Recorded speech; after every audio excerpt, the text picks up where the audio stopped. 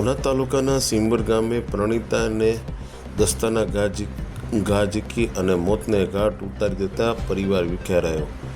પ્રાપ્ત માહિતી અનુસાર ઉના તાલુકાના સિંબર ગામે એક પતિએ તે પત્ની પર શંકા થતી હતી, જેને લઈને અવારનવાર ઘરમાં ઝઘડો થતો હતો, જેને લઈને આજે તે પતિએ પત્નીને દસ્તાના ઘા ઝીકી અને મોતને ઘાટ ઉતારતા તેને તાત્કાલ ઉના સરકારી હોસ્પિટલમાં ખસેડવામાં આવી।